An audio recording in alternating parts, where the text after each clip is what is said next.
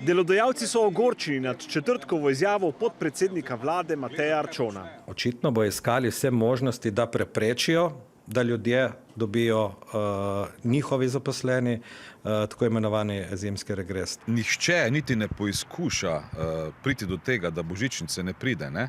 Kajti kdo pa bi sedaj bil tisti junak, ki bi preprečil, da decembra zaposleni dobijo to božičnico. Božičnica 639 evrov torej bo, zdaj priznavajo tudi delodajalci. Se pa tako delodajalci kot sindikati strinjajo s sicer redno uskladitvijo dohodninskih razredov in olajšav. Zaposleni na minimalni plači si lahko obetajo 220, tisti na povprečni 130 in tisti z dvokratnikom povprečne plače približno 250 evrov višjo neto letno plačo. Kritika je le, da se vlada o uskladitvi z delodajalci ni pogajala. Vabila dejansko nismo dobili in smo zgroženi na tem, da minister Boštjančič tako tolmači, torej po neki lastni presoji, da pač nismo več del socialnega dialoga.